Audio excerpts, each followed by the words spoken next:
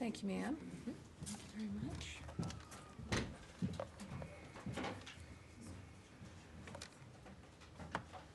Thank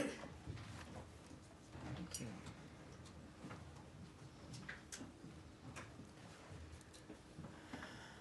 Hi, everybody. It was a beautiful day yesterday. I don't know, is today nice? Have you guys been outside at all? Nice. It's nice. Oh, great. I had no idea. Good, that's good. Spring is here. All righty. Obviously, a few announcements here at the top. Busy day. I think I can answer some questions for you. I'm going to do my best. So thank you for being here. And good afternoon, everyone. On this Holy Thursday, the day before Good Friday, I want to extend warm wishes to Christians around the world who are observing this sacred time. May it be one of reflection and peace for all who celebrate. And once again, someone's phone rings. Once again, Secretary Marco Rubio, Ambassador Steve Witkoff, and their teams have left the comfort of their homes to once again work to end the carnage that is unfolding in the Russia-Ukraine conflict, hoping to again bring peace to the families across that region who one day themselves may be able to enjoy the comfort of their homes as well. President Donald Trump has been clear. This madness has to come to an end quickly and completely. During his recent visit to NATO, Secretary Rubio also noted that the time for peace is now, not in months or years. It is now. He stated specifically that just 2 weeks ago, that it would be a matter of weeks when we would be able to know if Russia was serious about wanting to end this catastrophe. And now, the civilized world waits to see if Russia is indeed serious.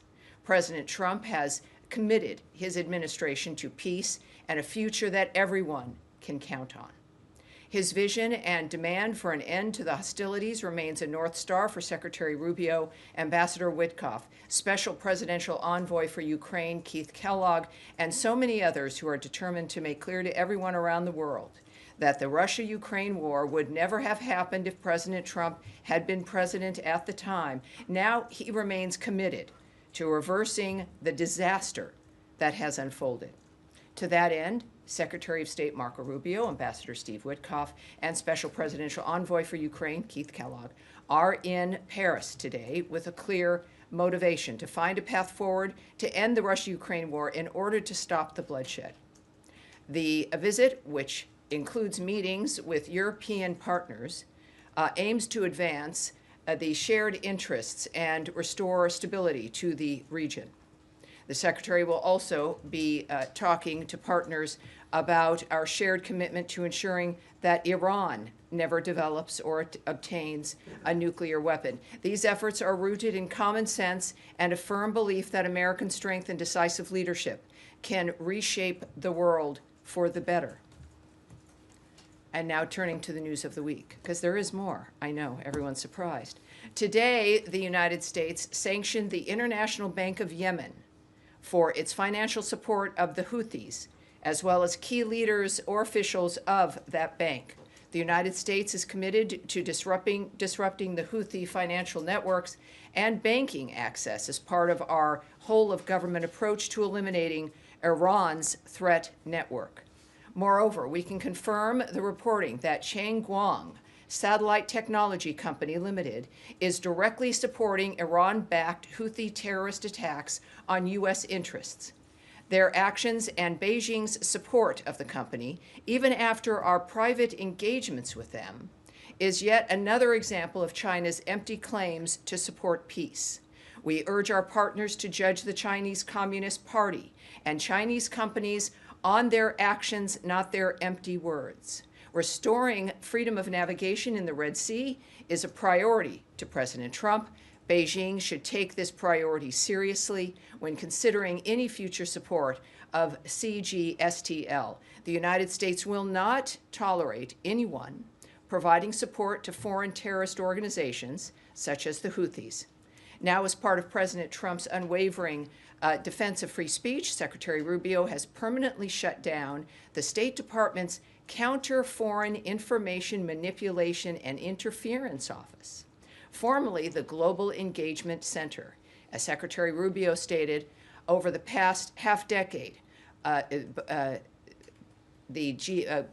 bodies like GEC have called by our own governing ruling class nearly destroyed America's long free speech history. We have launched a sweeping transparency initiative. The American people deserve answers, and we intend to deliver them.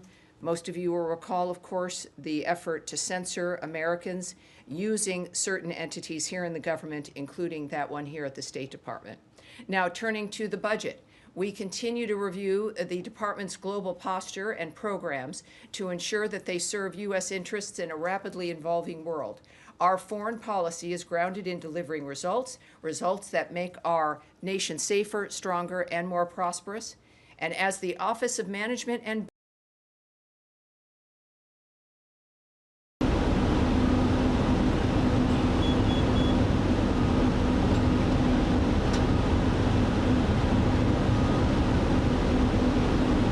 today, just not that any of you would have asked, but I look forward to detailing more as we receive it.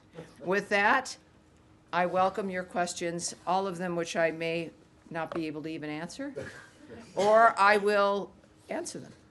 Matt Lee. Thank you, Tammy. And I am going to have to leave in 12 minutes because I got to get to the airport. Oh darn! So I'm not. I should have later today. Then so when I walk out, I'm not leaving in protest. I would never suggest that. It's more fun so to stay. I just want to ask you about what you said about the talks in Paris. Yes. Is there any more detail that you can provide? And when you say that the civilized world waits to see if Russia will be serious, are you suggesting that Russia is not part of the civilized world? Well, I guess we're waiting to see for a minute, and I suppose clearly, so we're not sure if I think Russia is clearly civilized? Russia has an interest in being part of the civilized world, as we all do, and we take actions that make it easy and appropriate for us to do business with and to be embraced by countries that think accordingly, that peace matters. I think that matters to everyone, and that in part, of course, affects the choices we make. So, okay, so do you have anything more that you can share about what happened I can tell you. Is happening, I guess? Yes. Still? Now, what I can note, of course, is regarding the other meeting that we expect, and I can confirm that it will be Saturday and in Rome. So that is confirmed for those. I'm sorry, ma'am? Sorry, the Armenia just said it's going to be in Rome. Yes, it's going to be in Rome. Yeah.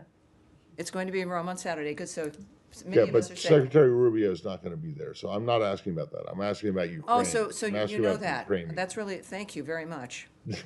Sorry. You're asking about I'm asking about the talks in Paris today. Uh-huh. I'm just wondering if Well, you they have are any more. ongoing as we sit here. Okay. Yeah, they're All ongoing. right. So, They're, I think also there's one element where Iran, in fact, was discussed as well with the people who are attending. So as we are expecting certain reports on what the meetings have been, so we will have more to say the least. And hopefully by, I think, tomorrow morning, very early, perhaps Eastern time, we may even have some remarks by the Secretary. But all of this, as I've seen on at these kinds of situations and gatherings, that things change quickly, and that may even be the case now. So I hesitate to go more into what we may see and when we may see it, only based on the fact that, of course, that's going to be determined by what happens on the ground. thank you. All right, and I have to go. See you. Hi, Matt. All right. Yes, Andrew Mitchell. Hi, thank you very much, Tammy. Let me follow up on the Saturday meeting. Yes. Because when they left the last meetings, initially Ambassador Witkoff said that the U.S. would agree to no dismantling, but then it was clarified. Would agree to what? I'm sorry. To not require Iran to dismantle everything that they had. That if the Iranian position has been, according to my best understanding, that they want to retain enough for a peaceful nuclear power, for a civilian program with verification under the NPT, and are willing to give up what they had broken out to 60% in the last couple of years, alarming the U.S. and other And allies everyone, and the rest yes. of the world. But the position now is that they are saying, apparently, that they will not totally dismantle any nuclear program. Is the U.S. position that they have to dismantle even what could be verifiably proved to be a peaceful, low-level enrichment of nuclear power? And I had one other question to ask you. Let me answer that one while it's Let me fresh, ask- and then I will definitely stay with you. I'm not going to, I won't scoot, Mm-hmm. I promise. But this is important because, I understand, it's an important question. But that is, of course, if we were going to be negotiating through our conversations, or on television or anywhere else, we wouldn't need to be going to Rome on Saturday. Those are issues that I suppose some would want to have be in the media or discussed publicly, but that's not the nature of what the negotiations are. That's not a reflection But the of U.S. what will- position has been that they have to totally dismantle. Is that still the U.S. position? That's been the public The- position of the president, the Right, secretary. the bright red line is that Iran will not have a nuclear weapon. That is unacceptable. That's been President Trump's statement from the start. Now, one could ask if you need enriched uranium at 60% for a peaceful program. I'm not in those negotiations. I don't know what questions will be asked, but that is the bright red line. And that's going to be discussed in private between the people who are assigned to have that conversation. And if there's anything, we know it's what is acceptable and not acceptable to President Trump, and that position has been clear. No, I understand that. Yes, ma'am. But at a much lower level, something 5% plus, the question was whether they have to give up all uranium, which And you has know, been, if- which if- has been the If we official were in US Rome position. and having lunch, we We'd could be have a much happier, conversation. wouldn't we? I will, certainly will not at all presume what diplomatic conversations, or now, what might be negotiations. I'm not going to presume about them or comment or have an opinion. So You this had a is second part. This is the second. Yes, ma'am. Second issue. There has been an attempted hijacking on an airplane internally in Belize, Tropic Air, and it involved an alleged hijacker who was a U.S. citizen who, according to law enforcement reports down there, was fatally shot on a confrontation with police. He's been identified as a U.S. citizen and a passport holder. Does the State Department have anything on this? Not yet. We watched that unfold, I think, as everyone else did. Horrifying. We are grateful, I think all of us are, that did not turn into a mass casualty event with, I believe, over a dozen people on the plane. Clearly, we know a few details. We don't know much more. But as I was actually working on the briefing, that came across my timeline. It came across yours, and it's terrifying. But thank God, we don't know about injuries or any other details, so I certainly can't comment. But it seems like there was obviously effective law enforcement on the ground, and that's all I have for you now. But obviously, we're watching it as well. Thank you. All right. Yes, Humaira. Hi, Tammy. Thank Hi. you. Back To your comments a moment ago that Matt also picked up, the civilized world waits to see if Russia is serious. So we're just trying to understand what exactly is the United States waiting, given Russia rejected President Trump's proposal? What exactly are the metrics here? And given Secretary said, we will see in weeks, like what are you waiting to see? And is the administration starting to put together a plan B if it becomes clear to the administration that Russia is not serious? Well, obviously, I can't talk about the specifics of what the president has said to other people or what those decision lines are. We do know that, and also I would say, I would push back a bit on your contention that the Russians have rejected something. Again, that's based on perhaps what you've observed and what others have observed. I don't know what the conversations are, what's been stated between any of the parties. So we can't go there. But what we do know, and what the Secretary has said often and what the President says, is that we are going to judge people based on their actions, not their words. And that is a universal standard that we will be using. And I think that's important. As far as the metrics, those again, that's why you go and you meet people face to face or you have conversations, and that's what we're doing. That's an important dynamic of determining, as many people have argued, about whether or not, who's serious, who isn't serious. And we've seen the actions that our friends, the Ukrainians, have taken, which is a commitment to a full ceasefire, the nature of the actions that they've said that they would do. That has been clear from the start. And it's understandable. You've got two parties here, and we have a standard. And so that's why, though, we have now, again, our best and brightest are in Paris, making this determination, which is clearly complicated. And as far as the Secretary noting it'll be a matter of weeks, that, again, is a judgment and a statement that I think all of us can understand on a timeline, but clearly is based in what it is they say that they expect to see. I am not privy to that, and those conversations, of course, all day long, and continuing on right now, I would guess are to determine that. Right. Just one follow-up. The French actually, even though the conversations are ongoing, they described the current conversations so far excellent, positive, constructive. I don't want to put words in your mouth, but do you have some adjectives to describe how it has been so far? Yeah, I think it's nice when any party to a conversation of this sort believes that it's positive, and that's great. That's great news. It's good news. What I care about is what President Trump and Secretary Rubio think when it comes to what they have asked for and what they expect and what the United States expects. That is the standard that the world looks for, and we'll know then what will come from that. The French being happy is fabulous. I love the French. I love Paris. It's a great country. It really is. And one must go. I know there's, stuff about the French in America, but it really is. Traveling is wonderful. Meeting people is terrific. And the French are great people. But what I do know is that through today, as they've been talking in that wonderful, exquisite capital, more people have died who expected to be alive tonight and tomorrow, who will miss Good Friday, who will miss Easter, who just enjoyed Passover.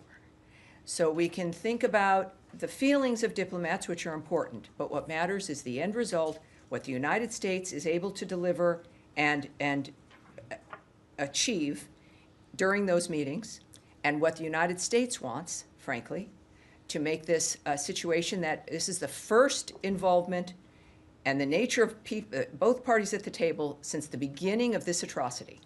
And that speaks to the power of Trump, the power of diplomacy in the United States. So that's good news, but the better news will be when America and President Trump's expectations are met. Yes, sir. Thank you, Tammy. Appreciate it. Two questions. First off, number one, President of Lebanon remarked yesterday that he intends to disarm Hezbollah by the end of the year, but he said it needs to be done on a bilateral basis without foreign interference or foreign pressure. I wanted to get states' reaction to that comment from the Lebanese president and ask how it might shape Deputy Special Envoy Ortegas' role going forward in dealing with the Lebanon portfolio. You always ask me things that I have opinions on, would love to answer. But I'm happy to hear your opinions. But I can't, as the state, I'm here to talk to you about, what results of things, what we're intending, what we're doing. Certainly not speculating on what Morgan Ortegas will be able to do, what any special envoy will be able to do, what our response to another nation's leader will do, or what they are stating. What we do know, of course, and what is clear and remains clear, is that we want a peace in that entire region, obviously. We are dealing with the Iran threat, which of course includes Hezbollah, let alone Hamas and the Houthis. This is an encompassing dynamic. So I leave that, for very good reason, to diplomats, and we know that they're addressing and aware of all the other aspects there, but we stand with Israel. This is not difficult, as is the reason why we're there and why we stand with Israel. Second question, it's been 3 weeks now since Elise Stefanik withdrew from the nomination for UN ambassador. A draft came out, it was leaked, I guess, yesterday, but a draft is always a window into an administration's thinking, zeroing real. out funding. I'm If sorry? if it's real. If it's If it's actually, yeah, if it actually came from where they say it came from, go ahead. zeroing out funding for the UN. So I'm trying to find out. Oh, yes. Is there a correlation here between the lack of willingness to put forward another candidate and how long? Oh my, the how long does- conversation. So over drinks at night with you must be I amazing. look forward to that. But how long? So with an interim ambassador in there, doesn't it do damage No. to drag out the No. process this long? No, it's I think you've been around for a while. The budget process is a long one. We're also going through a process here of cutting down the budget because the deficit and the problems we've had, the way we've been spending is unsustainable. And so the president is making America great again by making sure she doesn't collapse economically. That's one of those standards. When it comes to, we've seen the process. I'm not going to speak to the choices President Trump has made or the nature of Congress and the issue of majorities and minorities, and the fact, though, that there is a great deal of talent that he has to choose from for the UN ambassador, for every other position here. It's people perhaps who haven't been in government, people who have been, people who've never been ambassadors, people who could be. It really opens up his point of view and who he knows and what he expects, like Steve Witkoff, Ambassador Witkoff, remarkable man, now playing an extraordinary role in trying to achieve world peace. That is maybe not something that was ever on his plate, but it's happening. I would say the talent that is here is more than enough for the president to choose another candidate. And secondly, that other story which we addressed on Tuesday about zeroing out NATO and the UN is absurd.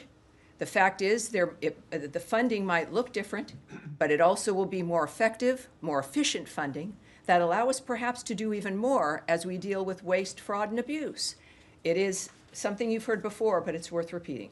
So then when we deal with NATO, Secretary Rubio has stated repeatedly we are committed to NATO, but one that is viable. And our love for NATO will be part of, exampled by our assisting them and encouraging them to become more viable and to be more financially independent. For the UN clearly needs a strong American voice, as we've seen that it can make a difference, and we are going to have one. President Trump will make that decision, and it will be a good one. Thank you, Tammy. All right. Yes, sir. Thank you, Tammy. I'll also go back to Ukraine with two questions. Yes, if I sir. may. China.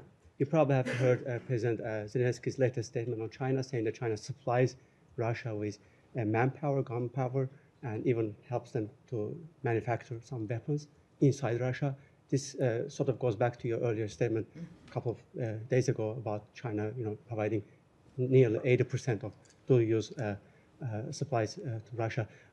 There are calls from the Congress, bipartisan calls, urging the administration to, come up with sanctions on China. Are you planning to take any action to prevent this from happening? Well, we know, of course, I don't need to mention the word tariffs to everyone, but these are things that are not about punishment of any one nation, but it's about a fair playing field. And that's relevant, certainly proving that President Trump not only isn't shy about engaging with China, he's not shy about engaging with anyone. And that's one thing the American people know. And I think also our commentary and the nature of the actions we're taking in general when it comes to China's choices have been clear. One thing speaking of China and the nature of what they're involved in, I will tell you something, it's a little bit out of the Ukraine region, is that there is a Chinese company providing satellite imagery to the Houthis. The Houthis. And we are aware of those reports. That has been, I think, reported originally perhaps by the Financial Times. But China consistently attempts, as you know, to frame itself as a global peacemaker. And however, it is clear that Beijing and China-based companies provide key economic and technical support to regimes like Russia, North Korea, and Iran and its proxies. The CCP continues to enable these regimes, whether it be through the provision of dual-use items Russia needs to sustain its war in Ukraine, North Korea's ballistic missile development, or Iran's support of terrorism across the Middle East. Just again, taking back to my topper a bit on Cheng Guang, it's it's a dynamic where it's clear, as we're learning, their engagement with war and the suffering of people globally. And of course, that remains unacceptable. It is Beijing's support, by the way, of that company, the satellite company, even after we've engaged in discussions with them about this. The fact that they continue to do this is unacceptable. Certainly contradicts their claims of being peace supporters.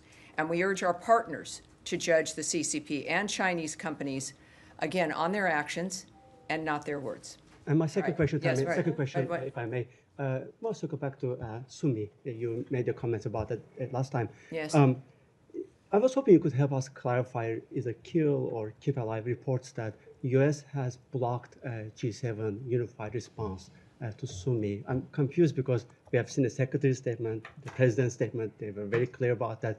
You know, the reports suggest that you have been doing it because you want to refrain from quote unquote angering Russia. Well, By again, playing I past understand that we all see a lot of things written. It's perhaps your colleagues or people you know, but the world does not run on the guesswork or the conspiracy theories that show up in newspapers and magazines.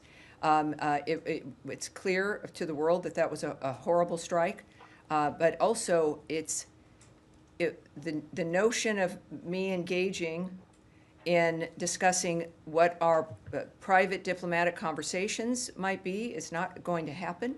But we also know that because you don't hear about our reaction, because we're not going to engage in this public dynamic, doesn't mean that things aren't happening. So we clearly don't run foreign policy based on whatever new conspiracy theory or supposition that's coming up in a magazine about what we're doing or why we're doing it or why we're not doing it. That's not going to happen. Eventually, maybe not as quickly as some would like, people do find out what the results are. So that's as much as I'll say about that particular report. Yes, ma'am. Tammy. Two quick questions. The French have said there will be additional conversations next week in London on Ukraine. Will the Secretary attend those? I've heard about that statement, and I can't say right now about what those specifics are or what the Secretary's actions will be. But stay tuned. Obviously, these are important meetings, but as the Secretary has noted, we aren't going to be having meetings about meetings. All right? Sorry, one more. Oh, yes, one more, of course. On the case of Mohsen Medwani, the Columbia student whose visa has been revoked, the New York Times has a report that Secretary Rubio put out a memo saying that his activities could, quote, potentially undermine the Middle East peace process. Can you confirm that's a legitimate memo, and how would his activities undermine? No, I won't. I won't confirm or discuss or deny about a memo like that. And when it comes to, as you know, all of these, and I know sometimes it's not exciting, but it's true, is that we do have a standard about not talking about individual visa dynamics, including with that individual. No, I won't talk about that memo. Yes, ma'am. Thanks, Tammy. A short while ago, the president said that the mineral deal with Ukraine would be signed next Thursday. Just wondering if you have any more details to offer about that, and can you say whether that was a topic of discussion in Paris today with the secretary? You know, I don't know, and even if I did, I wouldn't talk about the specifics of what that conversation would be. What I've said before, and it's still true, of course, is that there are no conversations that will happen regarding arrangements for things that are related to the ceasefire talks, right? I mean, we've had, for the first time, we've been able to talk with Russia regarding diplomatic relations and the nature of how we're able to connect with each other. And that's not at all related to the ceasefire dynamic. Well, I can't comment on where that deal stands. What I will say is that negotiations are ongoing. But again, it's not related to, obviously, the effort regarding ending those hostilities. On April 11th and 12th, U.S. and Ukraine technical teams conducted constructive negotiations on the proposed Reconstruction Investment Fund. We will we have agreed to continue those discussions to finalize the agreement as soon as possible. This fund will help provide economic guarantees as we look to bring this conflict to a peaceful end. So you are going to be hearing about the investment fund, and we'll see what that contains as things go on. But those are active negotiations at this point. Yes, sir. Thank you very much. Just going back to Iran for a moment. Can you tell me where you're Yeah, from, sir? Tom Watkins with The National. Excellent. Welcome aboard. Thank you very much. President Trump on Monday said Tehran was tapping us along, suggesting a sense of impatience with the pace of talks. Can you talk about that, if there's a sense of time running out? And staying on Iran, several reports this week pertaining to US discussions with Yemeni factions or Yemeni forces about a potential land offensive against the Houthis. Can you tell us anything about those discussions? Yes, I was asked, I believe, on Tuesday about the reports about what what's happening on the ground there versus the Houthis, which is not something we're involved in, of course, so I can't speak to what the plans are or what battle plans or attacks against the Houthis by other individuals or other governments or regimes. So those discussions aren't taking place? Those conversations aren't happening? The conversations about... With the between the US and Yemeni factions that are against the Houthis? Well, again, I just said how I'm the spokesperson for the U.S. State Department. I can't speak to and wouldn't about what Yemen may or may not be saying to the Houthis or anyone else. But your first question was about President Trump's, what you perceived as irritation about the pace of negotiations. Well, throughout this process, it's clear that they expect swift answers. Again, there will be no meetings about meetings. It will not be months or years for answers. I see you, sir. It's a matter of weeks, right? This is about life and death, and that's how we view it. I would say that, though, there remains a commitment. President Trump clearly, as the United States, could take many actions against people who threaten this country, and we choose not to. I think that speaks volumes. And the commitment to speak with entities that have threatened us repeatedly, that have an interest in threatening us, or who've done things that have been appalling. And yet, the first issue, in order to stop that, without resorting to more violence, which sometimes has had to happen, is to sit down and talk and find an answer. But it's not, again, none of these individuals are prepared to have it be that the answer is the search, right? That the effort and the thing that we do is the trying. It has to be a result. And I think that's what Trump is exhibiting here, is that it's not going to be about trying or meeting after meeting. There's answers that you can say yes or no to and get it done, and that's what he as a president expects. As a businessman, he expected that, and as a president, he expected it. Yes, in the back there, sir. Thank you very much. And Nadia, right after him. Thank you. What did Victoria Taylor discuss in her meeting with senior Kurdish leaders in her visit to Kurdistan? Good question. I don't have the answer to that, but we're going to get it. May we? Thank you, ma'am. I'll get that for you. Nadia, go ahead, please. So, Yes, of but course. One follow-up. We're also busy. We are. One follow-up on the Iran question. Assuming that these talks is going to take place on Saturday in Rome, Yes. what will the United States want to see that you can describe it as successful? So, as a measuring stick, you will say that we entered this negotiation and therefore we consider him successful. What exactly is I the don't bar? make that decision about what that's going to be when it comes to the negotiators who are at that table. The president, again, has a bright line. They will not have a nuclear weapon. How that is determined is going to be the people at the table. Okay. All right, One and you had question one on more. Gaza quickly. You know, the situation for the children in Gaza is described as hell on earth. 7 weeks, no food is getting in. Do you think that Israel should allow humanitarian aid to get to women and children in Gaza, regardless if there is negotiation or progress with Hamas on the hostage? Yes, and it comes up all the time for a good reason, because it's a serious issue, and we all care about it. We also know that it is a zone where there's still fighting, where there's, we have just the other day, we had Hamas say that they suddenly don't know where Yadon Alexander is. It is a remarkable dynamic. It's horrible. Everything that we do, though, is to affect exactly what you mentioned, which is saving the lives of everyone, certainly men as well, and women and children. It is to stop this so that this is not an issue for people. That's why we do everything. To say that ask whether or not we're concerned during the process when ceasefires are broken or it becomes impossible, of course it's frustrating. It's not what any of us want, let alone the people who go there and are negotiating all the time. It is the thing that drives our desire for peace as human beings, and yet, you know, we can't quit because it gets stopped or frustrated, and it is a reminder about why that horrible situation has to end, why the Ukraine-Russia situation has to end, as we, you know, are here in a comfortable environment and go home to our families. That seems to be a luxury these days, but to not take it for granted. So, of course, that is the goal, is to get that fixed, and it's a goal we work toward every day. Yes, ma'am. I didn't get you last time. Welcome back. Yes, thank you, Tammy.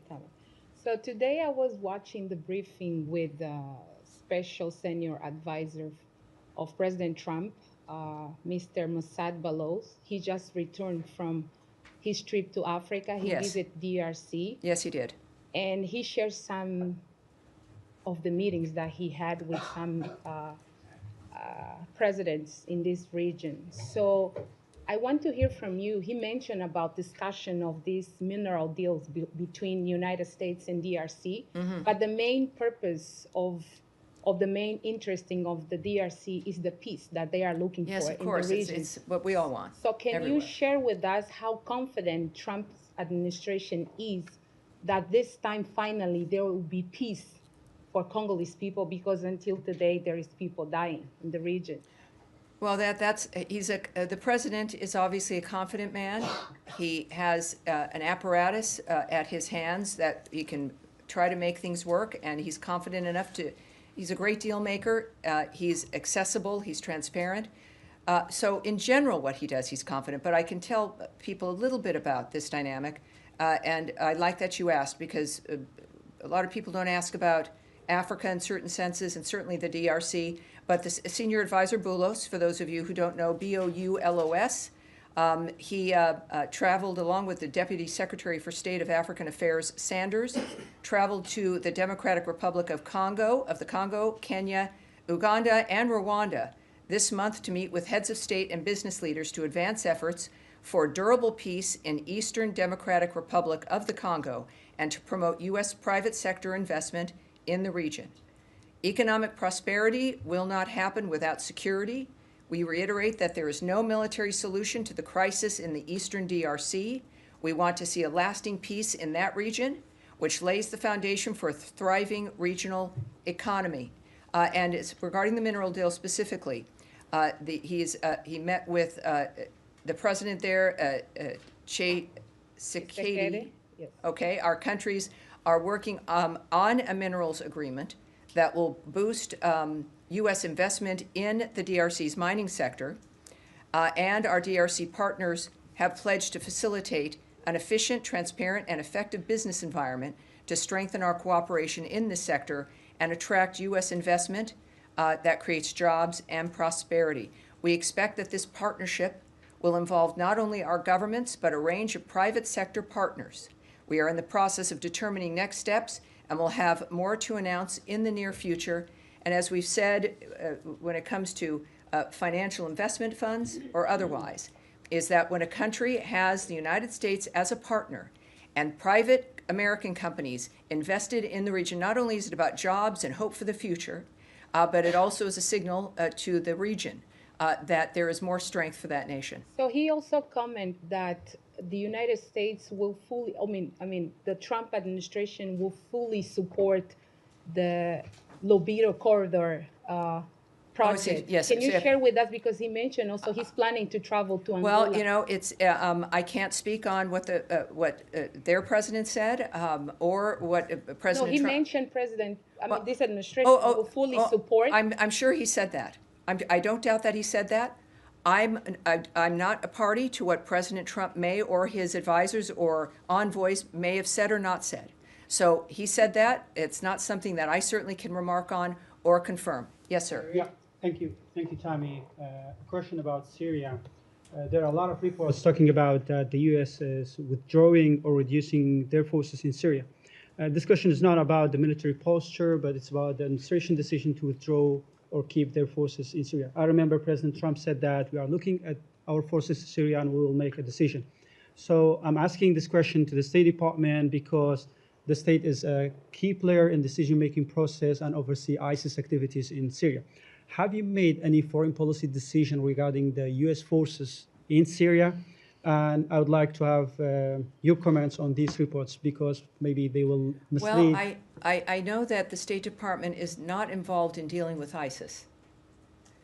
All right, that's the Department of Defense, right? So we have Homeland Security, certain issues, Department of Defense, and our military. State Department is the diplomatic arm.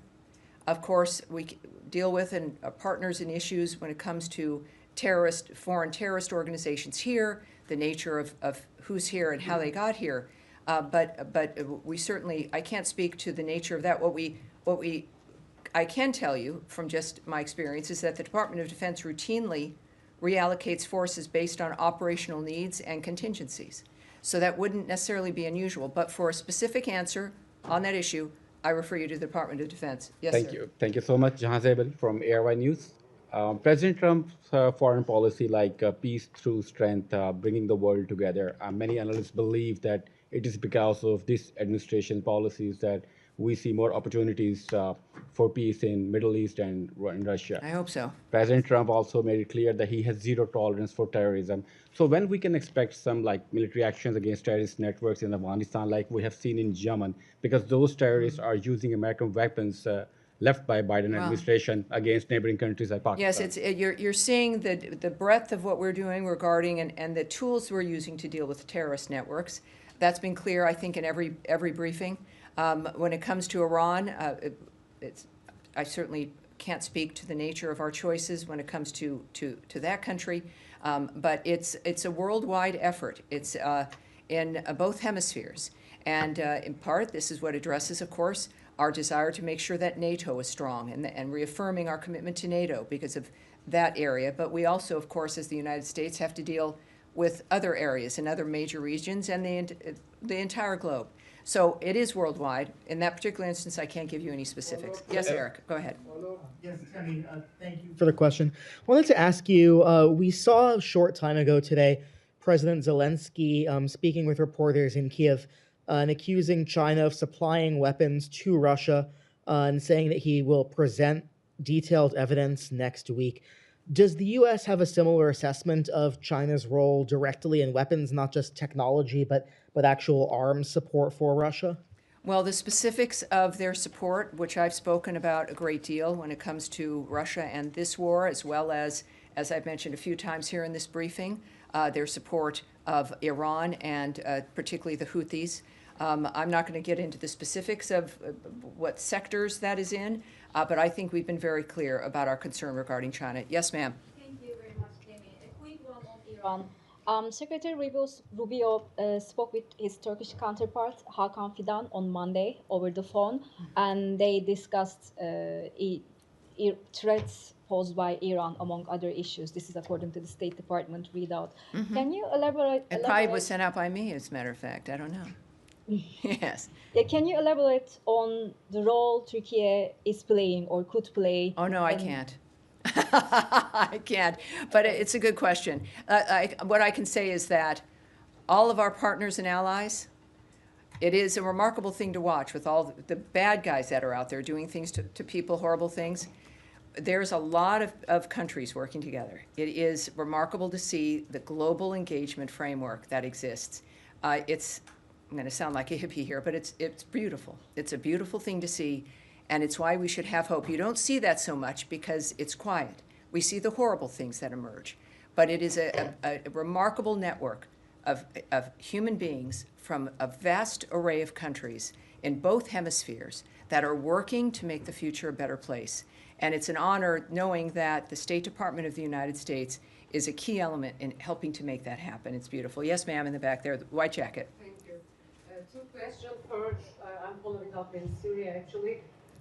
Should we at least expect a kind of drawdown of U.S. troops in Syria in the near future, particularly following the Iran I'm talks. sorry, a kind of what in the near future? A drawdown of U.S. troops A drawdown. in Syria. I following the Iran talks especially. Yes, that is something, and I'm never really, I think you'd know if I was being coy, because I don't do that well. I don't know. I don't speak for the DOD or the nature of what the military decisions versus a department that I work for, which is about talking, which of course is good for me because I'm talking. Second shut up. question. So Okay. I can't speak to that at all, but I'm sure the DOD would have a whole array, and they've got a great communications department, and I'm sure they'd share with you. Okay, and the U.S. yesterday voted against a UN General Assembly resolution condemning Russian actions against Ukraine, along with North Korea, Sudan. This marks the second time similar vote. Does this indicate that you are that optimistic about Russian intentions to end the war? Is it because you are working a peace deal, or are you done with the UN? We certainly, first, I can't speak to any of those things, as I wouldn't have an answer to those. I wouldn't, I just can't speak to it. But again, I do know that this is an administration that we're in the UN for a reason. It's here in the United States. It can play an important role, and it has in the past, and it can again. That's the bottom line truth. When it comes to how votes are done, that's again not my business, and it's not something I really can speak with. All right, I think we're kind of here. I think we're done. I think we're done for today. I want to thank all of you. I did not go to Paris specifically so that I could be here with you guys today. Again, I will remind you, we are expecting a statement that would be on the record. We hope things could change very dramatically in the very early hours. So just keep that in mind. As soon as we get any kind of confirmation, which has not come through, we will let certainly our bullpen know, and I think the rest of you will be able to find out. But we'll see what happens. We expect that a little later on, and I will see you next Tuesday. Thank you. Thank you, everyone.